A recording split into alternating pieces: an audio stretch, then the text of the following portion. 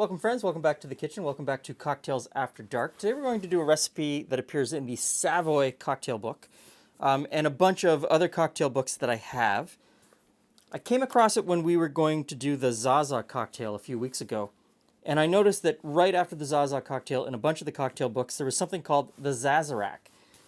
And I wrote it off as perhaps someone incorrectly spelling Sazerac since the ingredients are almost the same. And then I realized that in this same book there are recipes for Sazerac, and in the other cocktail books where the Sazerac appears, the same sort of thing, there are recipes for Sazerac. So it's its own concoction. And I think, I have no way to prove this, but I think the Sazerac, the one we're going to make today, broke off from the Sazerac in order to change the flavor profile a little bit to please more people. And we'll talk about that with a passage from this cocktail book. Going to make it two ways, so each one gets a dash of orange bitters. Each one gets a dash of Angostura bitters. Each one gets 3 dashes of absinthe.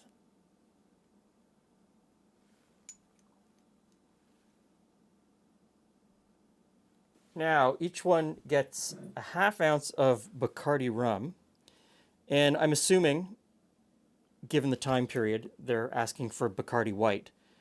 So that goes in. Then we get the same amount of gum syrup.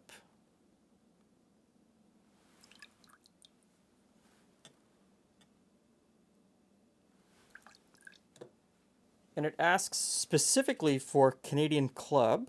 So I have Canadian Club, we'll put that in. And I'm going to make the other one with this Dillon's Rye that I really like. And hopefully I have enough.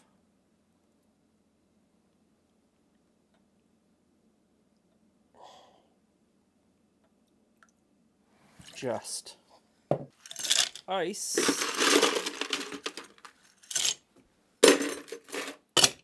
And shake.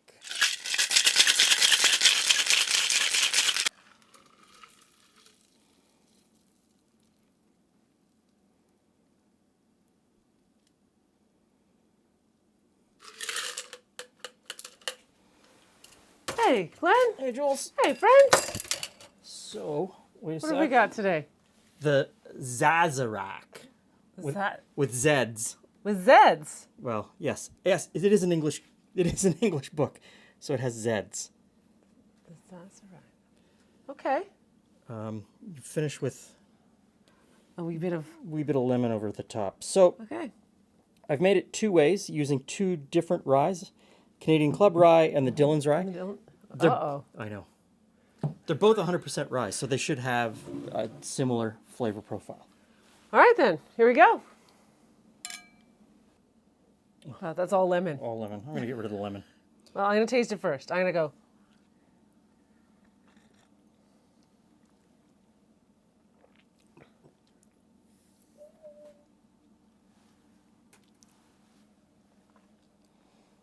The lemon was a bit much, but I can see past that. I can taste past that. Let me try that one. Well, because, smell is a big thing, right? It is a big thing, yes. But Don't get rid of that. I might use it in this one. I know I'm cross-contaminating, but... Okay, there you go.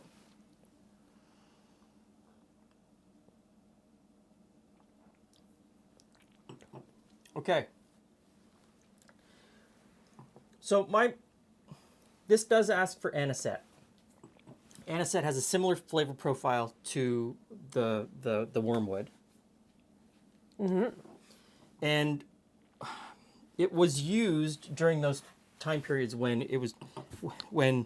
the absinthe was prohibited. For a long time in North America, absinthe was absent and was prohibited, and so anisette was used in its place to give a similar flavor profile. This is a time period when absinthe was kind of in that middle period. And I believe that this is a take on the Sazerac. Yes, that way. I mean, it's certainly a play on words. So this is I'm sure I could accidentally order one. This is David Embry's The Fine Art of Mixing Drinks. Didn't mean to turn on that Fine Art of Mixing Drinks. Well-respected author, well-respected cocktail author. Here's what he has to say about the Sazerac. Tell us more. The Sazerac is a sharp, pungent, thoroughly dry cocktail. To most people, however, the combination of absinthe and whiskey is not particularly pleasing. Whiskey lovers do not like the sharp, biting taste that the absinthe imparts. Absinthe lovers prefer their absinthe straight, dripped, frappéd, or mixed with gin rather than whiskey. Even among my various New Orleans friends, I have yet to find a Sazerac addict. Nevertheless, various hotels, clubs, and other bars have created simplified Sazerac-type cocktails, drinks with pretty much the same flavor as the Sazerac, but which can be made with much less fuss and loss of time. So he's sort of indicating that no one likes the Sazerac. It's foisted upon us by these bars in New Orleans who have to have something that is theirs, right? It's of the place, and that these other cocktails play on the Sazerac but have a flavor profile that is more pleasing. That's more pleasing to me. I've never had a Sazerac that I liked. I'm with David Embry on that one. My turn? Your turn. Okay. Yep, go ahead. I find it very sweet. It is very sweet. Yes. I find it very sweet, like thickly sweet. I could cut back the gum syrup probably by and only use a quarter of what was put in, and it would be more pleasant. I don't find it unpleasant. No, but I get what you mean. It's kind of sickly sweet.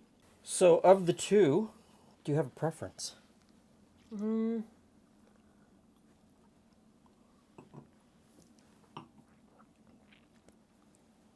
The one with the Dillons is the one that's emptier.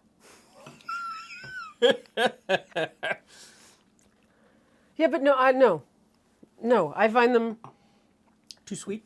they're too sweet. So they're definitely. I find them both too sweet, and I think they're both a little bit different, but not. But I find them both very pleasant. Not radically different. No. Yes. So I could, at this, and maybe the sweetness, if we dial, so I would definitely dial back the sweetness. Yeah, it feels a bit like I'm eating a candy. Yes, a lemon candy. So if we dialed back the sweetness, the whiskey would come through more, and that might make it more important part of. Yeah, and I probably wouldn't use a stick. No, I would just express I would express a little lemon over the top and maybe rub around the rim and then be done with it. So for me, it's a great cocktail, but I would need to dial back the sweetness. Agreed on the sweetness. Not sure if I'd say great, but pleasant. Pleasant, more pleasant. Okay, so I don't like a Sazerac, but I do like a Zazerac. There we go. There's there it is. there's the winning phrase. I hope this has been helpful in some way. Possibly not. Yeah. Take from this what you will. Thanks for stopping by. See you again soon.